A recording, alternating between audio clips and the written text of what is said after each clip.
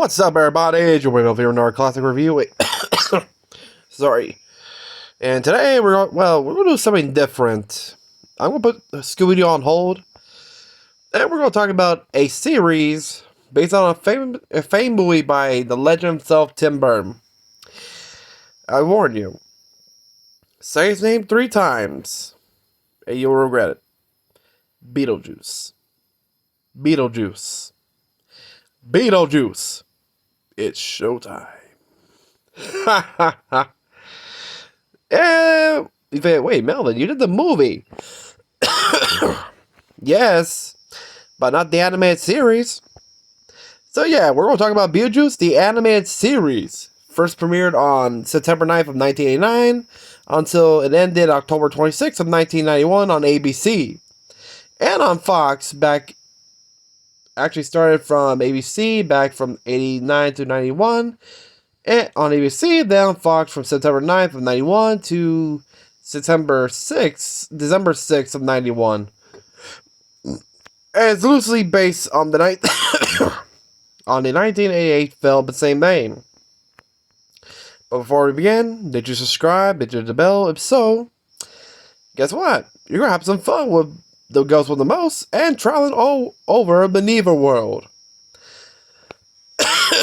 Whatever you do not go to Sandworm Land or Neither Land. Oh yes, that is strawberry shortcake hell right there. Trust me, and Beetlejuice went there and look what he turned into. I won't spoil it. You wait until the end. So yeah, Beetlejuice, the anime series, hold it. Sorry. It's loosely based on the famed 1988 film. Was developed by the film's director, Tim Burton, so he had involvement in the series as well. That's pretty cool. Who also served as executive producer. The anime series focuses on the life of goth girl Lydia Dietz and her undead friend Beetlejuice. Weird, if I recall last time, he tried to marry a young girl. Ugh. Well, he's dead, but still. Ugh. I don't know what she sees in him, but I don't know. I think they toned it down for the series about that. But yeah. Of course, as they explore the Neva world, a ghoulish, wacky monster supernatural realm inhabited by monsters, ghosts, ghouls, goblins, zombies. The Elfman theme for the film was arranged for the cartoon series by Elfman himself. So every intro you hear, that's from Danny Elfman.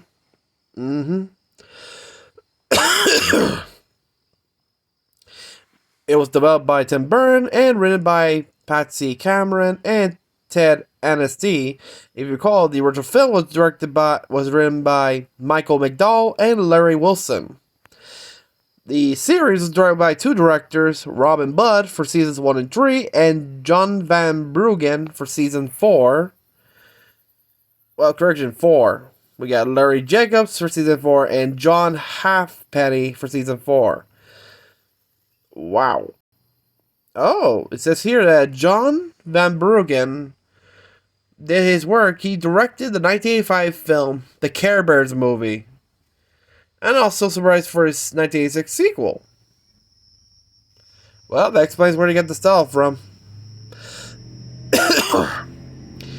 Okay, it was voiced by Stephen Quimet, Alison Court, Elizabeth Hanna, Roger Dunn, and theme music by the man himself, Danny Elfman, original opening theme, Beetlejuice title theme, and the ending theme, Beetlejuice ending theme with Danny Elfman. Which, yeah, is pretty cool.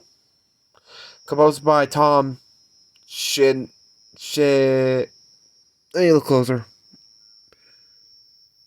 Shishideniak. Sorry I butchered that. It was actually made in, both released in Canada and the US. Which, of course, number of 4 seasons and episodes of 94 episodes and 109 segments. Yeah, they usually do double for 1 episode, so yeah.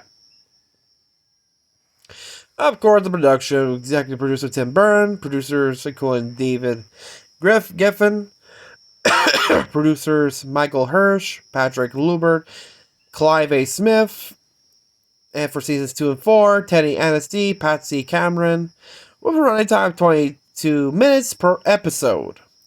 The production companies were Nirvana Limited, Geffen Film Company, which and Warner Bros. Were the original ones who released the original film Beetlejuice back in 1988. Also, Tim Burton Incorporated, which was distributed by Warner Bros. Television Distribution. It originally aired on ABC for seasons 1 and 3, then on Fox for only season 4. It originally aired from September 9th of 89 to December 6th of 91. Which, damn.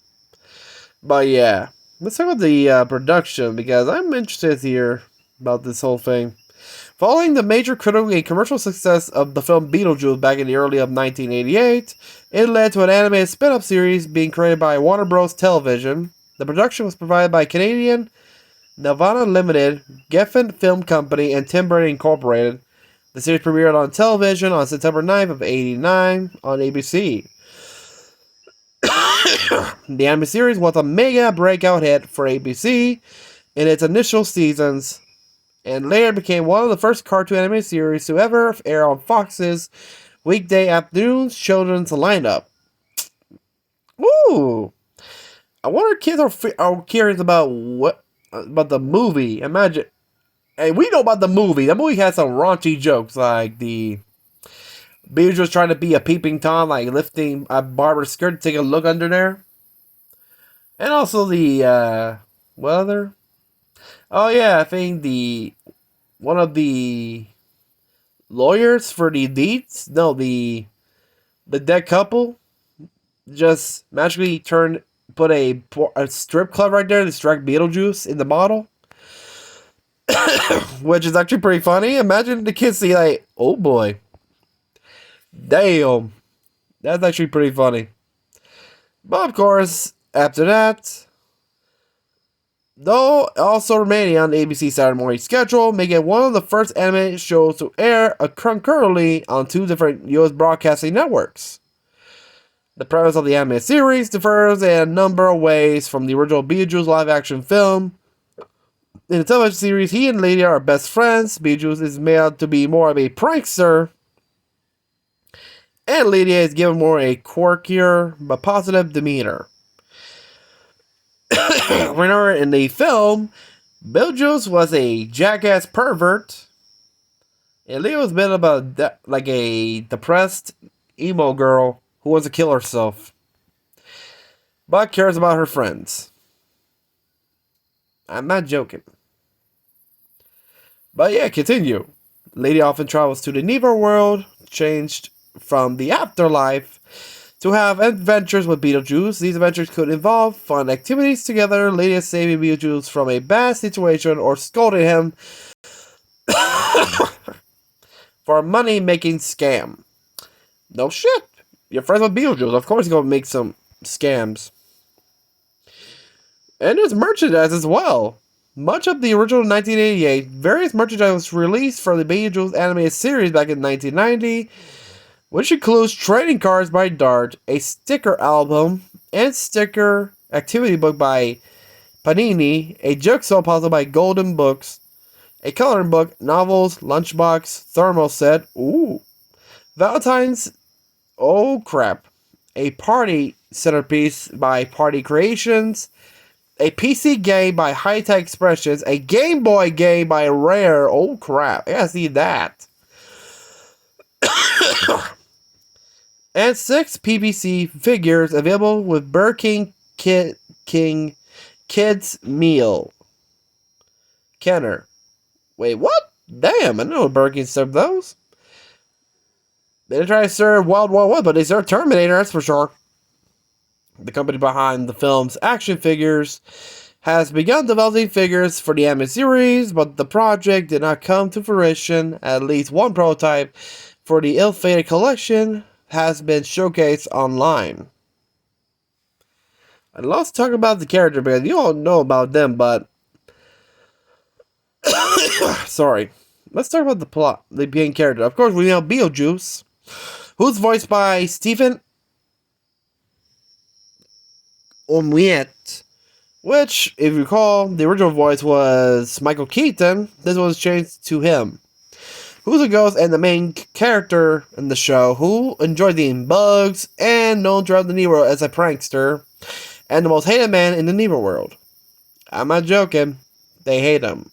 Even the mayor, who was a scoundrel, he still hates him. Shit. He is the oldest son of Nat and Beetlejuice, who nag him to get a job and keep clean. Oh yes, I remember the episode, like the reruns, that we get to introduce Beetlejuice's parents. At first, Lady's curious about. She's just like weird to screw. Like, are they nasty? Are they despicable? Until you realize, nope, they're clean and wholesome. And when the mother checks his ear, she pulls out a possum. Like, what the fuck is the possum doing in his ear? And she gives it like, what the fuck do you have a possum in your ear? Of course, even the dad tries to tell him to get a job. Son, you better get a job. Which he worked at a bolts factory. Like, looks like someone too. Like, he's like a Frankenstein monster because he tests bolts in the neck, like the neck bolts, like the Frankenstein monster does. Yeah, that. And this won't be the only time. It's like the second time. They appear twice. Once for when they had to, well, Beetlejuice has to clean his house because he's looking for an heirloom so his family can be part of a club of the Odious and Moldious, which has a looking for their coat of arms to prove they're the oldest family. Which is a funny twist in the end. Of course, he's known by his title, which, of course, the ghost is the most, since he is not immune and careless to his power. Sometimes Beetlejuice will mix up one of his transformations due to his homophone-based confusion when Lydia told him to turn into a skate steak to fight off Count Meehan. He turns to a flank steak. Yeah, I'm not joking. It's actually pretty funny. There was even one time he gets to meet Edgar Allan Poe. Literally, he was reading a book Lydia left, the poems of Edgar Allan Poe, which of course scares the shit out of him. Multiple times. I don't know, it's like going back and forth, again. I think we keep seeing Edgar Allan Poe right in the front door, throwing money, and and that's one thing, when Beetlejuice trying to say, oh, you'll find her, he stops crying, puts his money back, which he freaks him out, saying, oh, you might find her, she might find her, and he starts crying, throwing money. Literally, Beetlejuice was an asshole. That's one in the ending, when Edgar was like, I know, you lost your Lenore. No, I lost your Lydia. Ah! Which of course, Lydia found Lenore, which shows her veil, and complains that where the hell was he? He said he was on the bridge. Which bridge? It's actually pretty funny to see Beetlejuice get scared by something, especially poems of Edgar Allan Poe. Hey, still has an effect. Sorry. That was also the time Beetlejuice dressed as Cousin BJ to entertain Lydia's family. We got her dad's side, which are more like country bumpkins, and her mom's side is more like the snooty New York fashion types from the 80s and 90s. You know, those snooty types? Yeah. Which is actually pretty funny. And also, he has a brother named... He actually has a younger brother named... Shit, I forgot his name. He's like the opposite of Beetlejuice. He's more cleaner, more friendly, and more naive. Donnie Juice. He's like that 50s styles all-American guy. You know, the guy who wants to be that overachiever, scholar, all-American. That's what he is. He even wears the classic 50s style college boy uniform. Good grief. What was his name? Donnie Juice? Gotta check.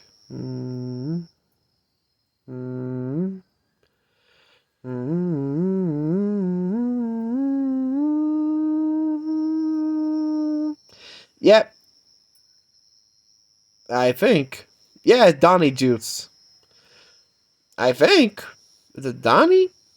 I think it's Donnie. He mentioned Donnie. Which, if I recall, Beetlejuice hates him. He loathes him because he's like just like his mother, clean. And I think he only appeared in one episode when they're in a road trip, which he ditches them like, what the fuck? Well, it's Beetlejuice for you. He doesn't like him. Of course, we also have other characters like, well, we do meet his friends like Ginger the tap dancing spider, who's a cute spider who lives with Beetlejuice, one of his roommates. It's actually pretty funny. She's actually funny. I think it was the episode Skeletons in Your Closet where Beetlejuice explains that if you tell a lie, you have a skeleton in the closet, which, of course, knowing Beetlejuice, he told a lot of lies. His closet like the black hole, but nope. It burst open, which, of course, revealed his lies. Even telling Ginger, one of the skeletons, he hates your dancing, would make her cry. And here's the funniest thing. One of the skeleton ghosts tells Jacques, who's a French skeleton, tells him, Beetlejuice likes you, but he doesn't want to tell you. Do I know you? Which, Beetlejuice has feelings. He likes Jacques. He doesn't want to show it. And you can tell some episode because he knew these two since high school. And there was an episode, like, one of these Burn Jewels parody ones, that him and Jacques went on an adventure to find the treasure. Go to these novels based on Burns Jewels, like the Around the World in 80 Days, 20,000 Leagues Under the Sea, those ones. It's actually pretty funny, including when we see him, when Lydia finds a photo of him with somebody in the prom, and he's prom king queen. Which is actually funny, that's not a woman, that's a robot he built. And you think Beetlejuice was a tough guy? Nope. He was a wimp who didn't control his powers, and the tough guy was some type of goop monster. He keeps hitting on the popular girl. Every time he's trying to do a spell on Jock, he backfires. Of course, back to Ginger. Well, I don't call her a neighbor. She lives as a roommate because she lives in the walls. There's one episode where about the skeleton closet. She pops like a little hidden slot door opens and she pops out. We also, she ruined by pranks by Beetlejuice. She dreams of someday be a famous dancer and is very sensitive to cruel pranks. Henceforth, Beetlejuice. Which, of course, according to High Ghoul's Confidential, Ginger and Jock attend the same high school as Beetlejuice went to prom together during the time. Ginger was on the cheerleading squad and a magenta-colored hair and a 50s hairdo. Well, duh. Now we meet Jock, voiced by Charles Kerr, who is a French skeleton bodybuilder. Was the reference to fitness guru Jacques Lalanne. And neighbor of Beetlejuice, running gag in the series entails Jock getting broken into multiple pieces because he's a skeleton. Up defects Beetlejuice, who will then proceed to call a number of random dogs upon him because remember, he's a skeleton. Bones. Bone Daddy? Jock actually likes Beetlejuice and revealed that Beetlejuice reciprocates this despite his vehement protestation to the contrary. Remember one of the skeletons in the closet? He likes him. He doesn't want to acknowledge it. And originally, during high school, Jock was a chubby one. Well, a chubby skeleton because he was big boned. And during this episode, when he had that little trip with Jules Verne's, that got active of keep running, and that's why he's a bodybuilder. Because of that. And he was in the train track team. What? Train track team. All aboard! Doot doot. And of course we have his neighbor, the monster across the street, voiced by Len Carlson, who is a tall, hairy monster, I think he's a Texan hairy monster, who Beetlejuice keeps getting annoyed by Beetlejuice Jenkins, mostly his dog, Poopsie, voiced by Len Carlson. Damn. who is the monster's beloved and talented pet dog, which, of course, he's Beetlejuice's favorite prank victim. We also have Beetlejuice's car, Doomy, voiced by Ron Rubin as Doomy, and then Colin Fox as Dragster of Doom. Damn. And Doomy gets his own episode, like, he falls in love with the mayor's car, and the mayor's car sent the car to be scrapped. Jesus fuck. And we also have... Actually, this is a running gag. We have Barry Meenot, voiced by Keith Knight. If you don't remember him, Keith Knight is more famously as he appeared in the 1970 comedy Meatballs, the voice of the White Rabbit in The Care Bears Adventures in Wonderland, and voiced Pigface in the BBC drama Ace Lightning. I think I heard that name before. And also, he voices a CGI character who pops up in Neverwood's commercials to promote products revolving around a plot point in humor size. He's also the news anchor as well. He looks like a weird Picasso version of Squidward. I'm not joking. As you know, we have the parents, Beetlejuice and Not Juice, voiced by Susan Roman and Lynn Carlson, which I did not know that Lynn Carlson is the same. Yep, he also voices the monster next door. Who knew? And we also have Mayor Maynot, the mayor of Neverworld. In Season 1, he is a short green-skinned man in a top hat. In Season 2, he was redesigned as a mummified monster of normal height. Mayor Maynot always on Beetlejuice's case and considered threats to have him sent to the Sandworld land. I'm not joking. He hates him. And we have I Am Smallhead, who is the head assistant to the mayor, who is based on the character, loosely based on Harry the Hunter from the film. If you know who he is, he's the guy with the shrunken head in the waiting room, where Barbara's actually sitting and she gets too close to him and she looks at him, his small head. And you see her eye like, the fuck? Is he either the burn guy or the small head guy? Pick your poison. Who always agrees with the mayor, and while he is shown to dislike Beetlejuice, he can be friendly to him at times. We have Josh Metal, who's a skeleton judge, Nero's residential judge, who always threatens to send Beetlejuice to be condemned to the Sandworm land when Beetlejuice ends up on trial on his courtroom. One time he was ended up in a called Never land, which is the opposite of the Never world. Like gross, scary, and creepy. Fluffy, cute, and pretty. Looks like something from Raggedy Ann and a mix of Raggedy Ann, the Cabbage Patch, My Little Pony, and Strawberry Shortcake. The old school one from the 80s. That one. Like rag dolls. Oh, don't worry. I'm going to get to that little bitch there. We have Mr. Monitor, a humanoid with 4 televisions for a head. I'm playing guessing that Vizzy Pop from who created Hello Boss and Hazbin Hotel based Vox, one of the Demon Lords, and Alistair's arch rival.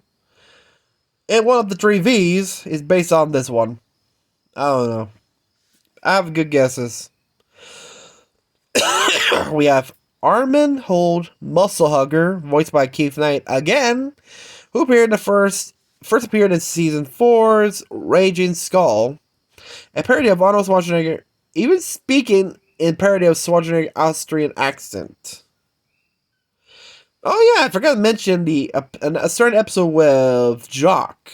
That's when it shows when Beetlejuice goes to the doctor, which of course he does stupid, and guess who his doctor was? Dr. Jekyll and Mr. Hyde. Dr. Jekyll turns to Mr. Hyde and tells Beetlejuice to shut the fuck up. Turns back to Dr. Jekyll, which talks to Lydia. That's when they examine his x-ray, Jock is impressed because his skeleton looks fancy and clean until 3, 2, 1.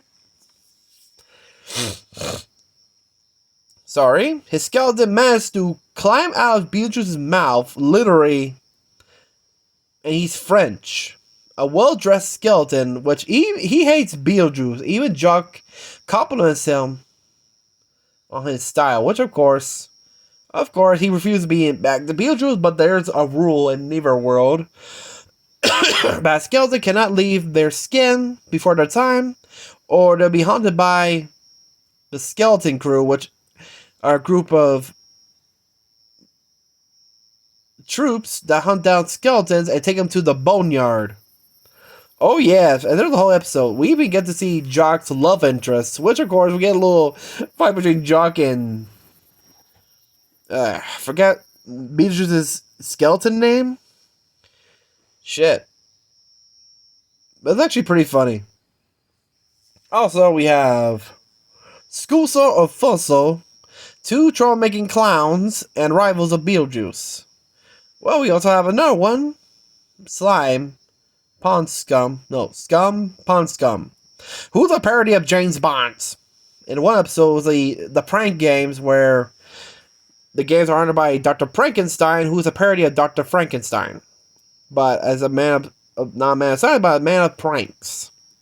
Which is the episode where Beetlejuice gets framed by Pond Scum by shoplifting, not stealing, lifting a whole shop with a jackhammer. That's shoplifting. He gets framed, sent to Neverland, where we meet, oh boy, this little dolly bitch. I present the warden of Neverland. I forgot her. Little Miss Warden, voiced by Tara Strong. If you don't remember the name, Tara Strong is famous for voicing Bart Simpson, Timmy Turner, and many other iconic characters over the years. Oh boy. And also Tommy Pickles from Rugrats. I forgot about that one too. Ain't that weird? I think. Don't agree me on that. And her assistant, I think he's the vice warden named shit. Percy, I think? Yeah, Percy, who's the head jailer who keeps eye on everybody, which he does. Okay, remember, Beetlejuice hates anything cuddly and cute, which makes him sick. Every chore he does, like when Percy watches them do a sing-along rhyme, which are great. He's about to throw, but he pulls up an umbrella. Of course, when Beetlejuice sees everything starting being cute and cuddly, the prisoners start to enjoy, be happy. That's when he runs into his hero, Dr. Frankenstein, which, of course, this one freaks him out, saying, "Oh, I just want to be sweet and cuddly." Which freaks him out, he faints. Which is, actually, it wasn't him. He didn't actually get affected. He just pretended just to knock out Beetlejuice with that. That's one way to knock him out. Cute and kindness. Which, of course, sends him to the room, which explains what has happened. He explains that he got framed by Pond Scum. Which, of course, there's only one way to get out. It is the box, or say the Jack in the Box, which is a type of reformability, if you know what I mean. So, they patch a plan, which, of course, Beetlejuice tries to escape, tries to climb up the padding. It's like, guess what the alarm says? It's like, say, naughty, naughty, naughty, naughty. Which, what the fuck am I seeing? And you have plush stuffed dogs, and you see, like, they send them to the box, and guess what it is? It's brainwashing. You're like, something like Clockwork Orange. Instead of, like, doing chores, be a good boy. Do your chores. And guess what he turns into? His alter ego, Snuggle Juice, aka this world's rip-off version of Raggedy Andy. Yeah, Raggedy Andy's little brother. That's what Beetlejuice looks like. I'm not joking. When the lady arrives there, everything's clean and spotless, and he sees Beetlejuice. They, oh, no, no. Which, of course, he says the phrase, shit. I think it's the phrase where he sends them back, they go back to Neverland. Higgly Diggly Pop. Which, of course, Snugglejuice goes to Dr. Frankenstein, and Lydia meets the warden, which, of course, that ended in, well, and she's sent to the box. Which, of course, Snuggles eating cookies and milk while Frankenstein tells him that his friend is in danger, which of course reminds him that he enjoyed that when he was in it, which of course he didn't. Then Frankenstein release shows his latest invention, which turned him nasty again, which of course he eats it, it reverts back to his old self. Which of course, Beetlejuice wreaks havoc and the Jack-in-the-Box appears. Which of course he defeats it, he starts to punish, okay, first he attacked Percy and then attacked the warden by turning her into snakes. Which Frankenstein sees his greatest achievement. He says to himself, "How disgusting! How evil! I'm such a genius!" Which, of course, they manage to leave, and, of course, they're still in the games, which upon Scum mentions that he's about to win, of course, Beatrice is about to tell him, "Oh, good luck, good job." Of course, he shakes his hand, and Beatrice pranks him by dropping a building off of him. He immediately wins, grabs the trophy, and gets pied in the face by a statue version of Dr. Frankenstein, saying, "Thank you." And he says, I forgot what Snugglejuice says. It's so weird. There's I don't know if this was the final episode where they have all Beetlejuice's enemies. It's like the warden, the clowns, who else? I don't know, others. And they had Beetlejuice said some word that caused them to split into pieces, which of course each one takes a half. But yeah, and damn. As for home media, Warner Bros. Warner Bros. Released most of the first season of the show on a 6 video cassette on December of 1993. And on September 16th of 2008, 3 episodes of Aha, Skeletons in the Closet, and Spooky Boutique was released as a bonus feature for the 20th Anniversary Deluxe Edition, which I have. And like you've seen, it's pretty cool. That's the first time I got experience that series. And on November 2012, it was announced Time Life under the Warner Home Video license acquired the rights to the series, planning to release it on 2013. And on May 28th of 2013, Shout Factory released Beetlejuice as a complete series on DVD, which I'm proud to say, I actually own the collection, which is actually worth it. And here's the thing, I bought this, it was during the time of Hurricane Maria, the aftermath. It was around October, it was on Walmart, they had a bunch of Halloween stuff. When I saw that, like, fuck yeah, I'm buying this. Like with other films like Child's Play Collection, and I don't know what else. But yeah, because it was October, hey, horror films, fuck yeah. And also won an award, a Daytime Emmy Award, 1990 for Outstanding Animated Program, and was tied with The New Adventures of Winnie the Pooh. You want to watch a Pooh Bear try to get honey, or you want to have adventures with a crazy ghost traveling under the afterlife of the Never world and the other worlds? Hey, you choose. And yeah, those are my thoughts on Beetlejuice, the animated series. And to tell you the truth, if you're a fan of Tim Burton, you like Beetlejuice, this is the show for you. And there were rumors about a sequel for the film. Originally, there was supposed to be one called Beetlejuice Goes Hawaiian. That was supposed to be the original sequel, but they canned it for some reason. Which is actually pretty interesting. Beetlejuice Goes to Hawaii. That'll be weird. Why not? Well, why Hawaii from all places? But yeah, those are my thoughts on Beetlejuice the animated series. Did you see the reruns? Were you a '90s kid who when you first saw the reruns like season 4? Because hey, seasons 1 to 3 came out in from 80s to until 90s. Season 4 came out in the 90s. So you own the DVD collection, or you see it on YouTube. But yeah, let me know in your comments down below. Did you like it? Comment down below what's your favorite episode, your favorite character. But yeah, remember to subscribe, hit the bell, like this video. And I'll see you next time. Peace out.